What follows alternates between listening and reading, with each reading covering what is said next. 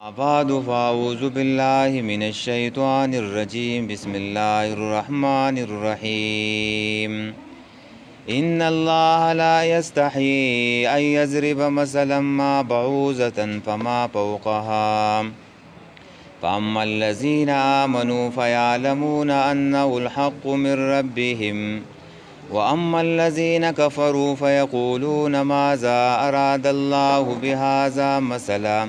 يضل به كثيرا ويهدي به كثيرا وما يضل به إلا الفاسقين.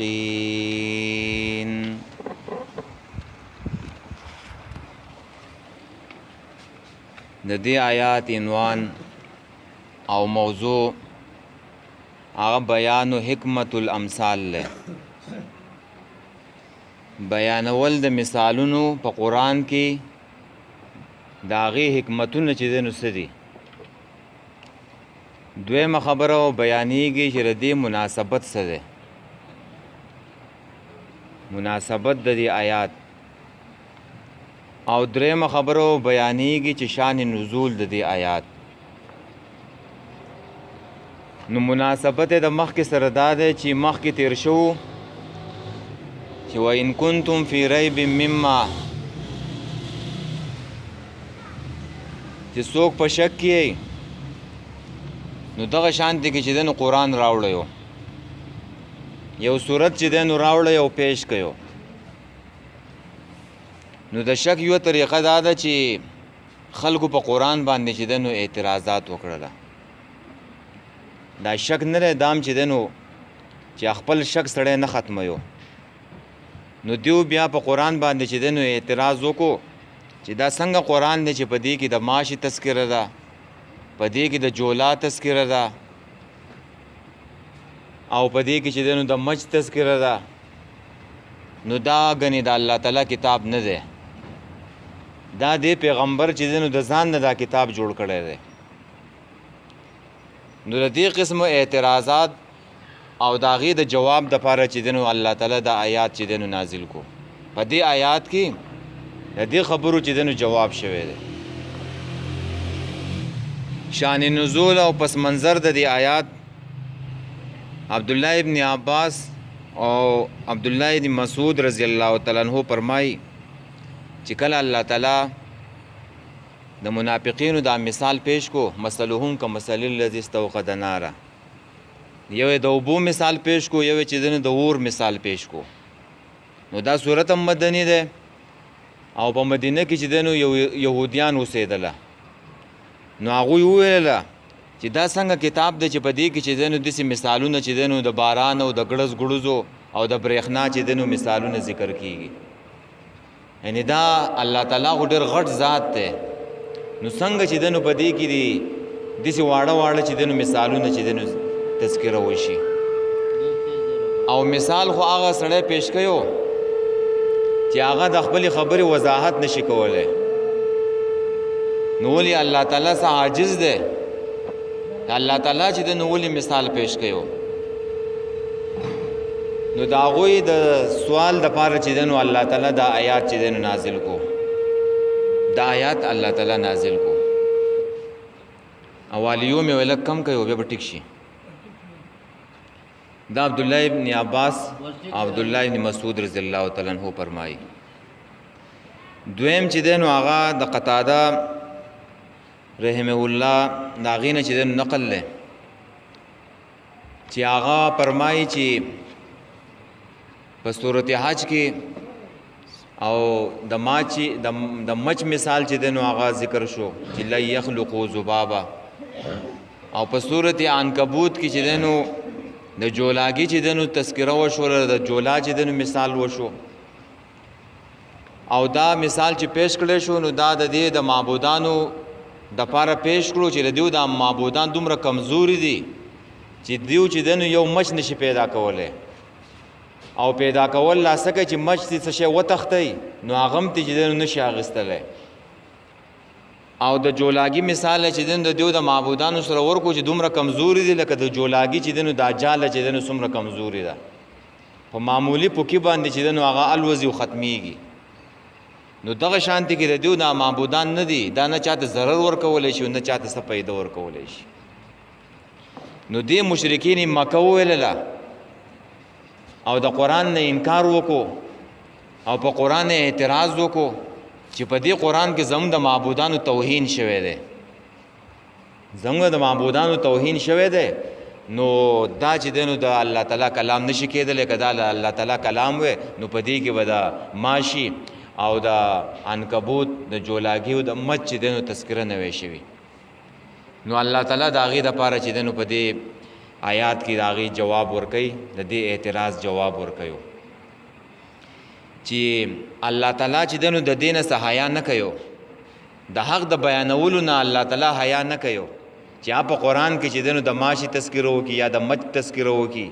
یا د عنکبوت تذکره وکړي. الله تعالی وایي د دې نه چې دی نو حیا نه کوي. نو دا د دې شان نزول دی. بل ربیع ابن انس رحمه الله تابعی دی، فرمایي چې دا ځان مستقل چې دی یو مثال دی، د آیات نه دی، دا ځان مستقل یو مثال دی. هغه چې دسی چې دا ماشه نه دی، ماشه دا چې کله چې دی نو وږی نو دا ژوندی، او چې کله دا په خېټه باندې موړ شي یې ډېره وس کې وراکاږي نو ایسته چې دی نو دا مړ شي. یعنی یا د انسان په یو اندام باندې کینی نو هغه لاس چې دی نو راکاږي په ایسته چې دی نو مړ کي دا ماشه. نو دغه شانته کې مثال وایي د دنیا دا چې دنیا کله په زوال کې په تنزل کې نو دا دنیا به چې دی نو روانه یو، خو چې کله دا دنیا عروج ته ورسیږي نو دا دنیا به چې دی نو بیا ختمیږي. دغه شان مثال دی. او یا چې دی نو وایي د هغه بنیادم او د هغه انسان دی چې انسان کله وږی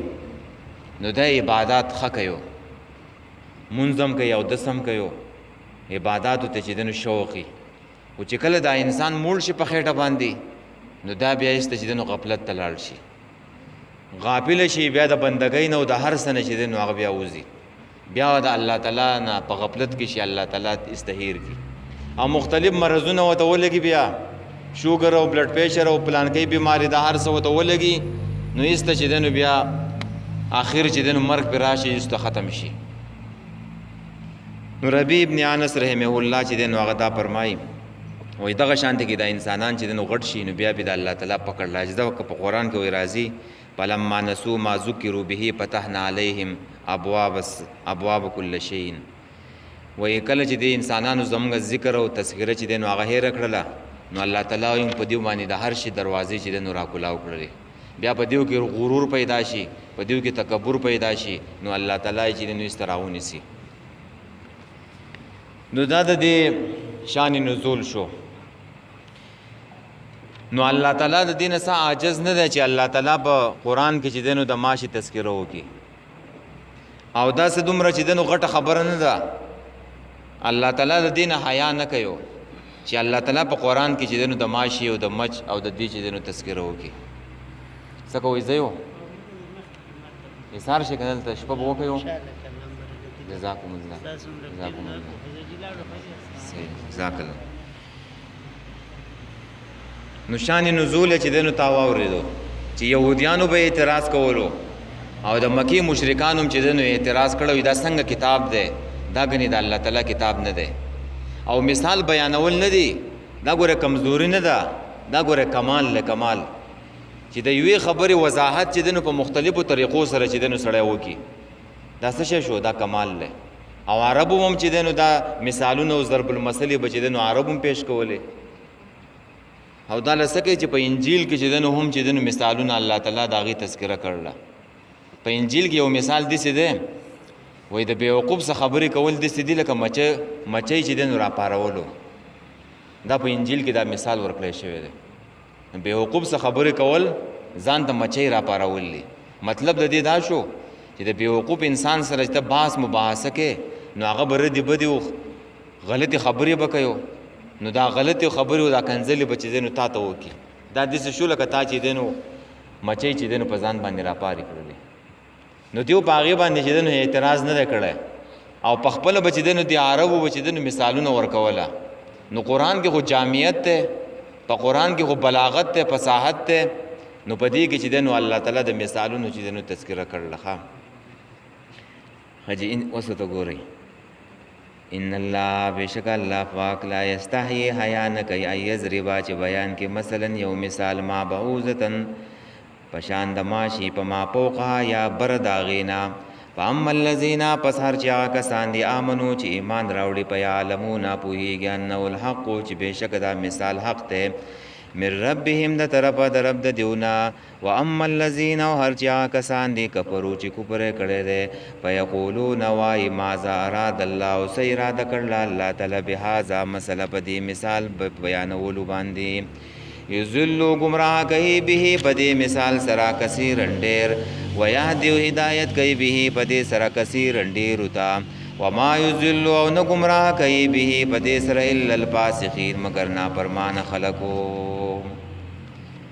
ان چې دینو دا تحقیق د پار راځي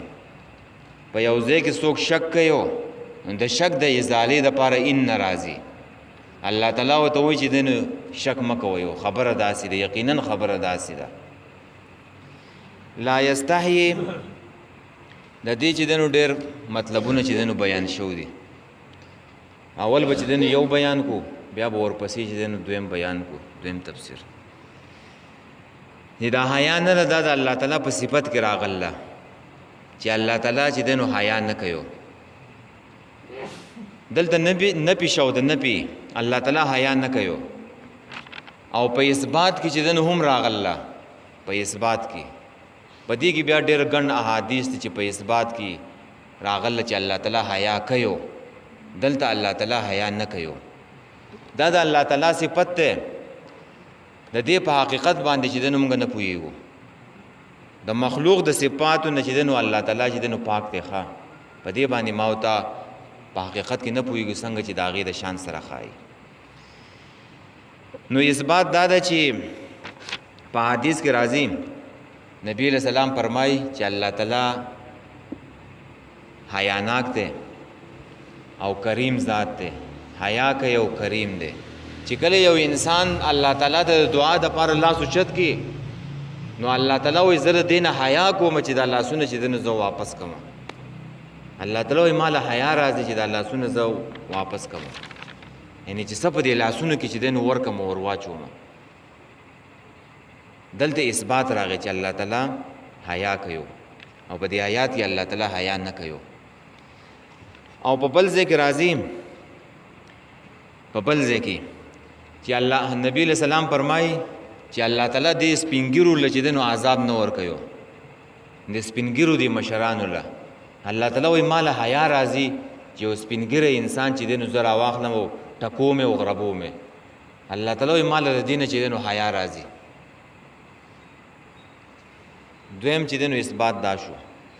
دریم چې دنو یو نبی علیہ الصلوۃ والسلام یو سړی دله او چې هغه په لغړه باندې لامبله نبی علیہ السلام بیا راغی او خلکو ته بیان وکړو وای الله تعالی حیا کوي الله تعالی حیاناک ذات دی نو تاسو له پکار دار چې دینو حیا وکيو د لمبلو په وخت کې چې دینو پرده وکي پرده کم از کم د الله تعالی نه هو حیا پکار ده کنه چې یو انسان چې دینو په ځان باندې پرده راواچي او بیا د پردې په ځای کې چې دینو ولامبي او په قران کې سورته احزاب کې مرাজি والله لا یستحی من الحق الله تعالی د حق د بیانولو نه چې دینو حیا نه کوي په انسان کې په دې حیا کې په وجبانی په انسان کې کمزوري ګوره راتلې شي ښا کله ناکله انسان چې دینو بل چاته خبر نشي کولای د حیا د وجینا د شرم د وجینا خلک وته وی الک اذان وای دا اذان نشي ویلې شرمېږي مغه ته منځ وکا دا منځ نشي کولای شرمېږي نو دا صفت د انسان کمزوري د ګوره ښا یا یو هغه زنانه چې هغه خلک کله ورکي یو الکلا د واده د پاره د نکاح د پاره نو چې مور پلار وته وی چې پلان کې دی ورکو نو هغه د حیا د وجې نه چې نو غږ نشي کولای شرمېږي نو دا یو کمزوري ده په انسان کې نو الله تعالی د کمزورۍ نه ګوره پاک ته ښا الله تعالی باندې کمزوري نه راځي او نه پاک کمزوري شته ده نو الله تعالی د سي حیا نه کوي نبی علیہ الصلوۃ والسلام کې هم دا حیا راتلله. کله به نبی علیہ السلام په کور ته به صحابه کرام رااله نو نبی علیہ السلام به ورته نشو ویلی د حیا د وجې نه چې تاسو پاسه یې وزدیو زما د خوا نه چې دی نو لاړ شئ. نو دا قسم حیا نه په انسانانو کې دا کمزوري ده، خو الله تعالی د کمزورۍ نه پاک دی. الله تعالی حیا ګورې نه کوي، ښه غیرتي ذات ته ګورې سیده خبره کوي هر چاته. بل چې دنو ام سلیم رضی الله تعالی عنہ د انصارو زنانه دا غراله نبی علیہ السلام ته وی ان الله لا یستحی من الحق. الله تعالی د حق نه چې دنو د حق د بیانولو نه حیا نه کوي. نو زم د یوې مسلې تپوس کوم، هغه مسله وای دا ده چې زنانه ته احتلام کی کنه کی، او چې احتلام متوشي نو بیا به غسل کوي کنه به کوي. نبی علیہ الصلوۃ والسلام ته ول احتلام متکیږي او غسل بچ دینو بیا کوي. ګور هغه زنانه د هغوی په ځان باندې څومره چې دینو په دین کې چې دینو هغوی شرم نه کولو. بی بی عایشه بیم رضی الله تعالی عنها فرمایله وای په زنانو کې رټولو نه ښه زنانه چې دین د انصارو زنانه دي. ګوره هغوی په دین کې شرم نه کوي، ځان پوهه کوي، د هرې مسلې چې دینو تپوس کوي. په دین کې بچ دینو ځان بے شرم کې ښه داسې نه چې ته ماله حیا راځي و زه چې دینو تپوس نشم کولی، مسلې تپوس نشم کولی. ځان په مسله پوهه کې نه دین ګورې هغه بے شرم ګورې ښه ښه نه دین بے شرم، په دین کې به ځان بے شرم کې. نو دې زنانه چې دی نو اوس دا مسله چې دی نو د هغې تپوس یې وکړو نو هغه دی چې دی نو مونږ ته دا مسله راورسېدله. نو امت د ټولو زنانو ته چې دی نو دا مسله ورسېدله. د نبي علیه صلات وسلام د بیبیانو په ځان باندې چې دی نو غټ بوج دا یې ښودی دی او دا مسلې او دا پټې خبرې چې دی نو دا چې دی نو را نقل کړلې دي امت ته. داسې دین دی چې هغه پټې خبرې د ښځې او د خاوند په منځ کې کومه خبرې نو هغه هم چې دی نو د امت ته را نقل شوي دي، هغه هم پټې نه دي پاتې شوي. نو دې ته چې دی نو څه وایي چې الله تعالی چې دی نو حیا کویم او نم کوي، دا د الله تعالی صفت دی. ښه اوس د هغې په حقیقت باندې بیا موږ نه پوهېږو چې الله تعالی څنګه حیا کوي. حیا په لغت کې وایي انقباض ته، انقباض ځان راټولولو ته وایو، ځان راټولول. په یو ځای کې ته ناست په تنهایۍ کې او په تا باندې چې دی نو یو سړی درغی او ته د ګناه په کار کې چې دی نو اخته وې، د ګناه په کار کې لګیا وې. الله تعالی دې موږ ټول د ګناهونو وساتي. نو ته به په هغه ټایم کې چې دی نو څه کار کوې؟ ته به एकदम چې دی نو ځان به راټولې د هغه ګناه نه چې اوس مې دا سړی ونه ویني او هسې نه چې زما دا اطلاع چې دی نو بل چاته چې دی نو ونه شي. دې ته وایي انقباض، ځان راټولولو. او په اصطلاح کې دې ته وایي چې خلقا یمنع الانسان عن الارتکاب لقباحه عقلا و شرعا. دا هغه خلق دی، هغه صفت دی چې منع کوي انسان د قبیح کارونو نه، که هغه عقلا وي او که شرعا وي. که عقل چې دی نو هغه کار بد ګڼلی او شریعت چې دی نو هغه کار چې دی نو بد ګڼلی. د هغې نه ځان بندول، پرېښودل. پرېښودل دلته پرېښودل معنی یاد ساته، په لا یستحیي کې و بیا بله معنی کوو الله نه پرېږدي، داسې معنی به کوو بیا. نو په حیا کې تا وپېژندله، په حیا په تعریف کې چې انقباض ته وایي او ځان راټولولو ته وایي، پرېښودلو ته وایي یو کار. او بیا د دې حیا په باره کې د انسان دا کم صفت چې دی چې په انسان کې دا یو ښه صفت دی حیا. نبی علیہ السلام فرمایي فإن الحیا من الایمان، متفق علیه حدیث دی. وایي دا حیا دا صفت نه دی، دا ګوره د ایمان نه دی، ښه د ایمان. او الحیا لا یأتی الا بخیر، حیا نه راوړي مگر خیر راوړي. خیر په دې حیا کې ګوره ډېر خیر پروت دی. او نبی علیہ الصلوۃ والسلام دام فرمایلی چې کله چې دی نو ستا نه حیا لاړه نو بیا چې ستا خوښه د حقه کوه. نو داسې مطلب یې شو لکه ستا نه چې دی نو ایمان تلی، دا خو د ایمان شعبه ده. نو بیا چې ستا څه خوښه ده چې دی نو هغه کوه.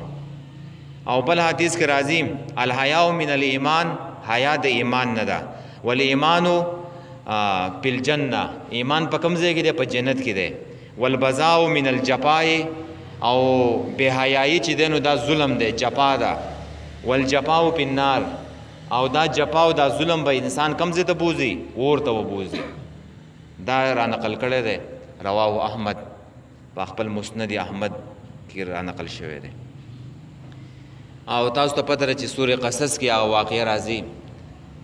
چې دا صفت د الله تعالی د حیا د څومره خوښ دی. ښه، موسی علیه السلام چې کله مدین ته لاړو نو هلته یو ځای کې چې دی نو د کوهي په غاړه باندې خلک ولیدلو چې راجمع شوي وو، او بیا چې دی نو د کوهي نه راایستلې، او لرې د هغې نه چې دی نو یو دو جنکۍ چې دی نو هغه ولاړې وې، حیاناکې جنکۍ وې. نو چې کله دا ګڼه د کوهي په غاړه باندې ختمه شولله، د سړو دا ګڼه ختمه شوله، نو هغه دو جنکۍ چې دی نو رالې کوهي غاړې له. بیا موسی علیه السلام راغی او هغې دو جنکو له چې دی نو زر تر زره چې دی نو اوبه راویستللې. نو هغه دو جنکو له اوبه راویستلې او بیا کور ته هم زر ویوړې او خپلې ګډې پیزې هم چې دی نو اوبه کړلې. ځکه د هغوی په کور کې څوک نه و، ګورئ ښه، سړی نه و، سړی پلار یې و، خو ابونا شیخ کبیر، پلار یې چې دی نو بوډا شوی و، شعیب علیه السلام بوډا و، او نور هلکان یې په کور کې نه و چې د اوبو انتظام یې کړی وی. نو دا زنانه به ځکه چې دی نو کوهي له راتللې. نو بیا دې هغه مور پلار تپوس کوي چې تاسو ډېر زر چې دی نو رالی، نور کله خو به تاسو ډېر ټایم چې دی نو تېرولو. نو هغه ورته وویل دغه شانتې کې یو نوجوان و او هغه راغی او مونږ له چې دی نو اوبه راویستللې او مونږ خپلې اوبه هم چې دی نو هغه ډکې کړلې او څاروي مو اوبه کړله، نو ځکه چې دی نو په دې وجې زر رالو. او موسی علیه السلام هلته د ونې لاندې چې دی نو دا دعا ویل وویسه، د ونې لاندې کېناستو، ربي انی لما انزلت الی من خیر فقیر، دا دعا یې وویلله. نو په دې دعا باندې چې دی نو الله تعالی وله کور هم ورکو، الله تعالی یې چې دی نو نکاح هم وکړو، واده هم وکړو، او په نوکرۍ باندې هم هلته ولګېدلو. د کله ناکله خلک وایي یاره د روزګار او د کور او د واده انتظام هم نه کېږي، موږ ته څه دعا راوښایه، موږ ته دا دعا ورښایو، دا دعا وایې ښه، نو کور به هم دې کېږي، واده به هم دې کېږي، او روزګار به هم دې کېږي، او نوکري به هم دې کېږي. موسی علیه السلام دا دعا ویلوه. نو پلار یې هغه جنکو ته وویلله چې ورشئ چې دی نو هغه نوجوان چې دی نو هغه راولئ. نو دا جنۍ نه ده، دا ډېره په حیا کې چې دی نو را روانه وه. نو دا حیا دا صفت د الله تعالی دومره خوښ شو چې په قرآن کې الله تعالی د هغې تذکره وکړله. خاصه وایي وجاءته احداهما تمشي على استحیاء، وایي راله په هغه دو جنکو کې یوه جنۍ په حیا سره، ډېره په حیا باندې چې دی نو را روانه وه. او بیا یې چې دی نو موسی علیه السلام کور ته بوتلو،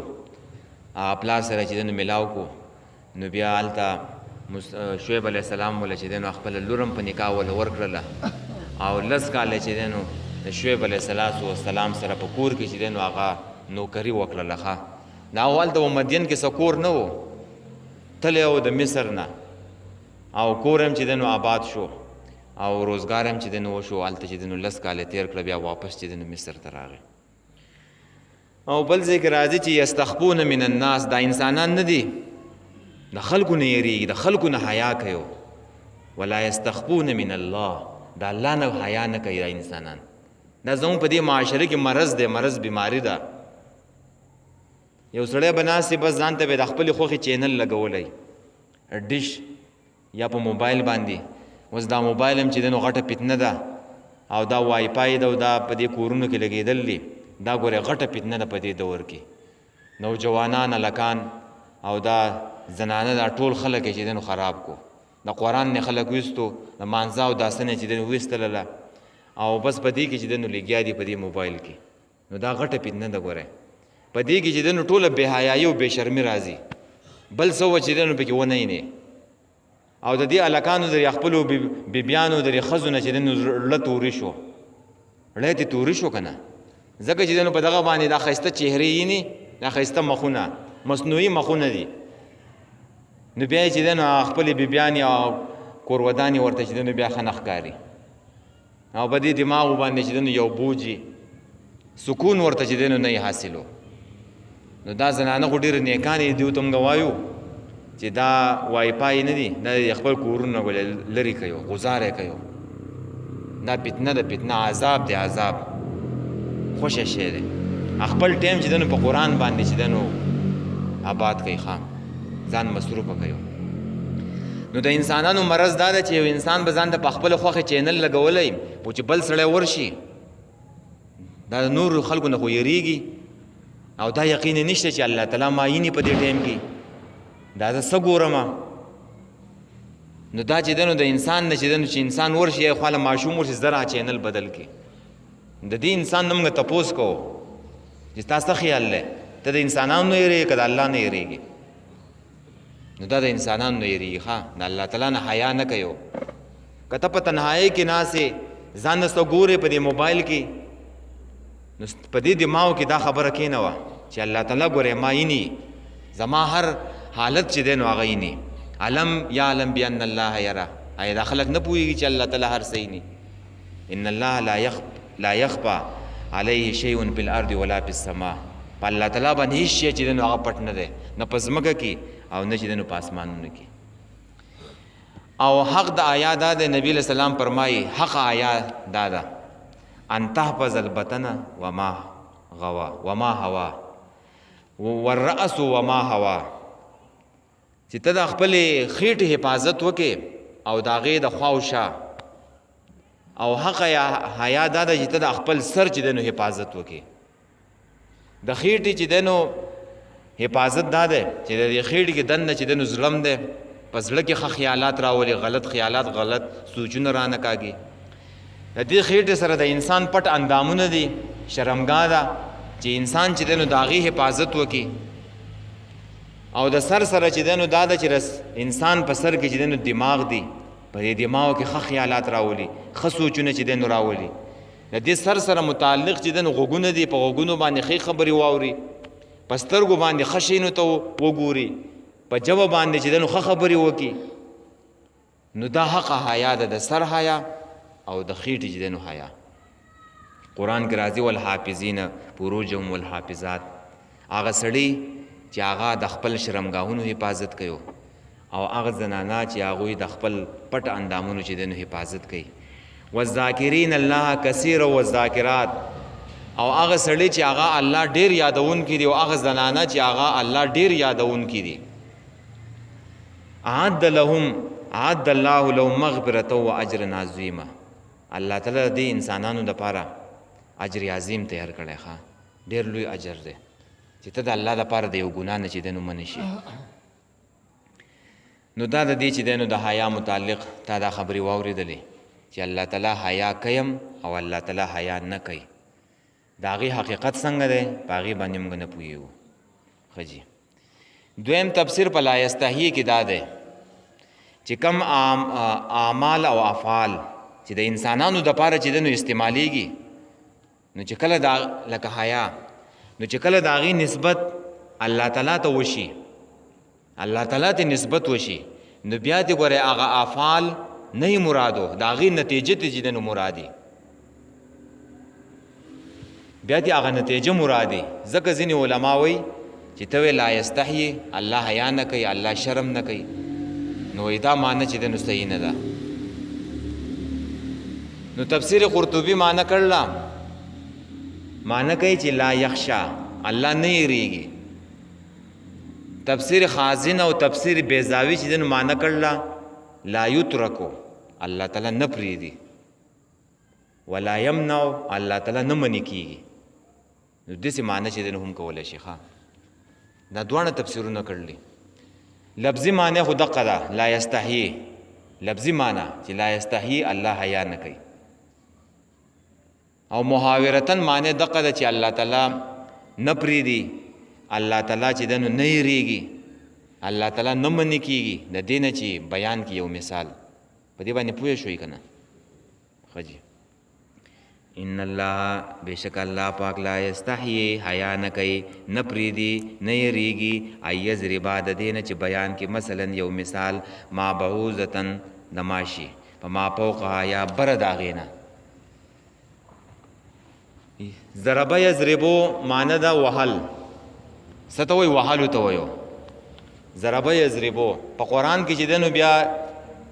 په معنی ده سفر هم راغلی ده ښه یزرعو ضربتم فی الارض سفر کوي په ځمکه کې او د سفر دپاره چې دنو هم راځي او په معنی د وهلو چې دنو هم راځي خو دلته په معنی د څه شي راغلی دی د بیانولو ښه چې مثال ورسره راشي نو بیا د یضربو معنی به بیان کې ښه چې خواته مثال راشي بعوضتن څه ته وایي دا ماشې ته وایي ښه ماشې خو تاسو پیژنئ چې دا معمولی ډېر کچ حیوان دی او د قرآن په اوله کې چې د ماشې تذکره وشولله او د قرآن په آخره کې د څه شي تذکره شو د کم حیوان د هاتي تذکره شو ده ښه دا ماشه د ټول نه وړوکی حیوان دی او هاتي چې د نو پیل علم تر کوي په پال ربک باصحاب الفیل دا پیل نه دی دا د ټولو نه د غوچې د نو غټ حیوان دی او مناسبت چې د نو د هاتي او د ماشه دا ده چې د هاتي سره د خلطم ورسره دی د خلطم په دې باندې څه خوري نه خو راکاږي او د دې ماشي سره چې دنو یو نیغه چې دنو یو ستن ور سره د ستن یو سرنج دی د هاتی په خلطم کې دن نسته نه ځي خو د ماشي په دې خلطم نه دی په دې کې چې دنو دا یې نه راکاږي نه دا چې کینی که نه ته چې سرنج چې دنو دن نه کو او دا سرنج او دا ستن دومره تیزه ده چې دا د هاتی د سرمن نه چې دنو وباسي ګورې ښه د هاتی دا سرمن څومره چې دنو پیړه ده د هغې نه هم چې دنو دا ښکته وباسي نو دا چې دنو دې ته ماشې وایي ښه او په دې کې نور ډېر عجایبات دي د هغې دپاره چې دنو کتاب ګوره حیات الحیوان یو کتاب دی په عربۍ کې هم شته دی او په اردو کې او پښتو کې چې دنو هم د هغې ترجمې شو دي د دې حیواناتو عجایبات نو دا ماشې نه دی دا د الله تعالی د قدرت چې دنو یوه نښه ده نښه چې دومره ورکوټه حیوان دی په دې کې سترګې هم دي په دې کې چې دنو دماغ هم دي په دې کې چې دنو خېټه هم ده د دې هغه خپو ته چې دنو وګوره دومره چې دنو معمولی حیوان دی ښه خو الله تعالی یې تذکره کوي الله تعالی د دې نه حیا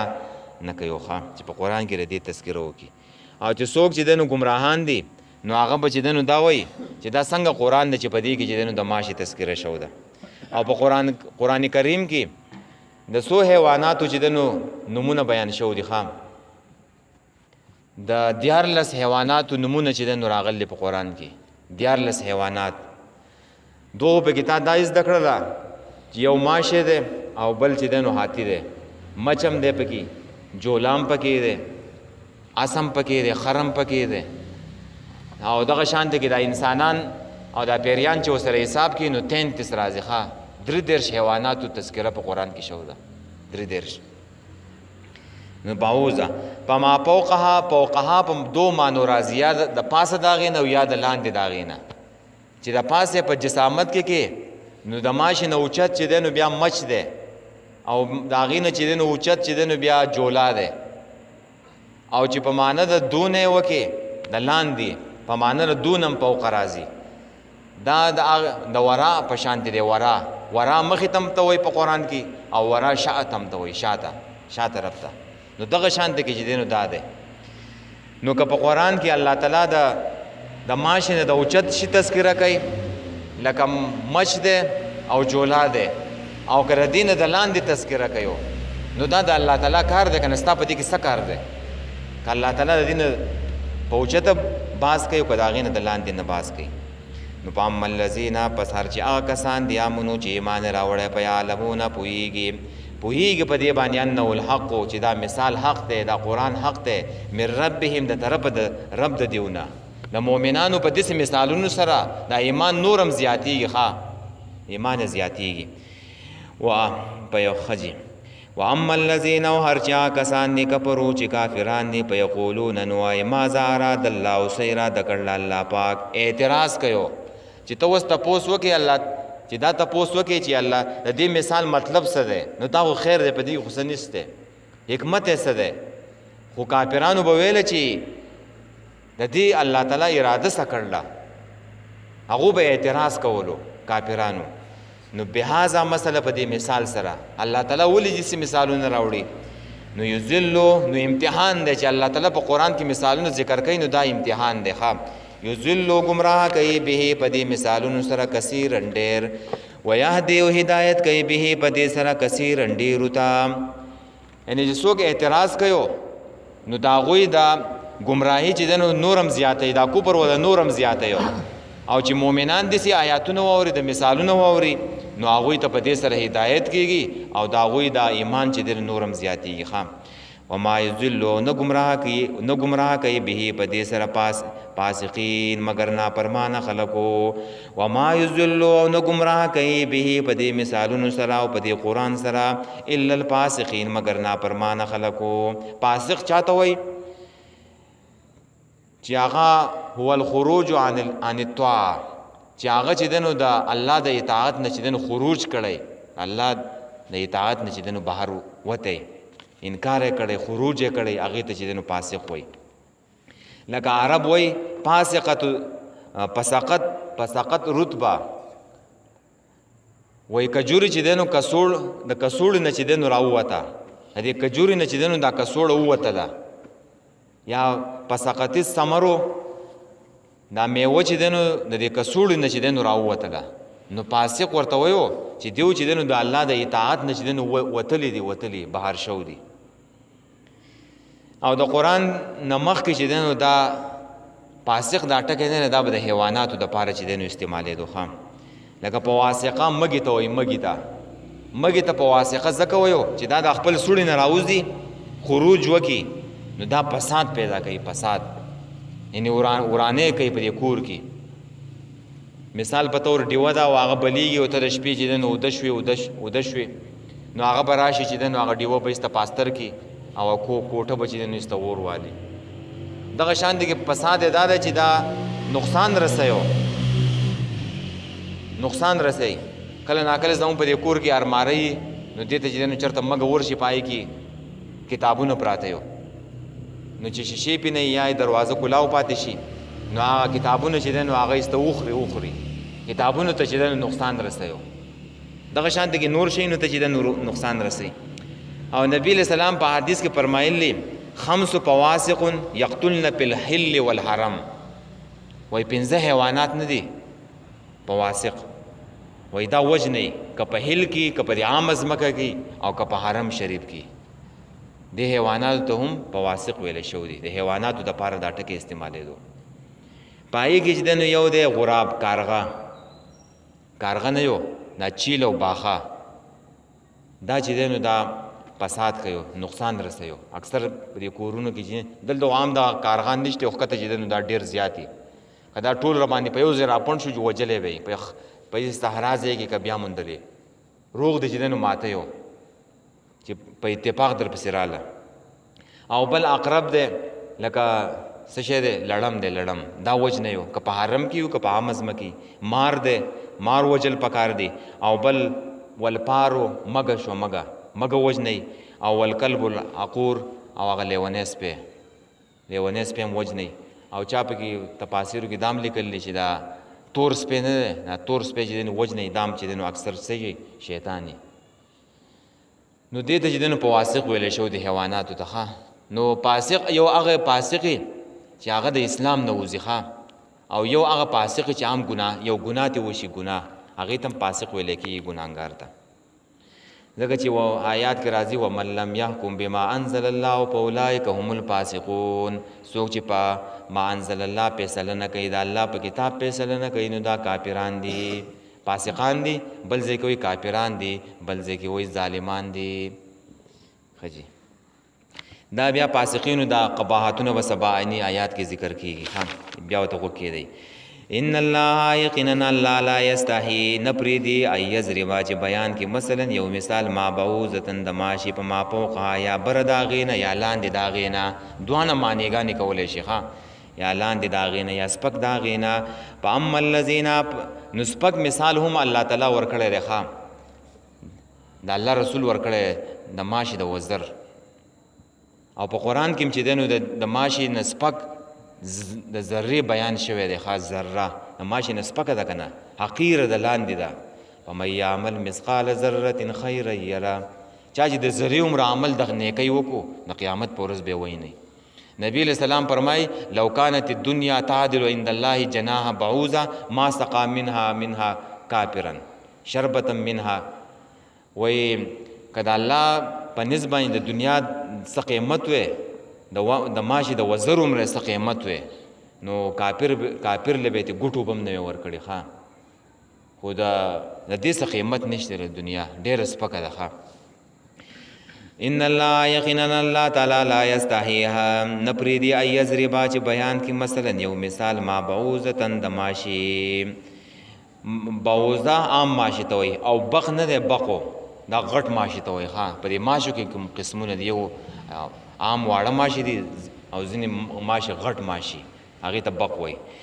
ما بعوضتن د ماشي په ما فوقها یا لاندې د هغې نه یا سپک د هغې نه په اما الذین پس هر چې هغه کسان دي امنو چې ایمان یې راوړی دی په یعلمونه پوهېږي انه الحق من ربهم چې دا مثال حق دی د طرفه د رب د دیو نه و اما الذین او هر چې هغه کسان دي کفرو چې کفر یې کړی دی په یقولونه نو وایي ماذا اراد الله او څه اراده کړله الله پاک بهذا مسله په دې مثال بیانولو یضل به ګمراه کوي په دې مثالونو سره کثیرا ډېر ویهدي او هدایت کوي به په دې سره کثیرا ډېرو ته وما یضل نه ګمراه کوي به په دې مثالونو سره الا الفاسقین مگر نافرمانه خلقو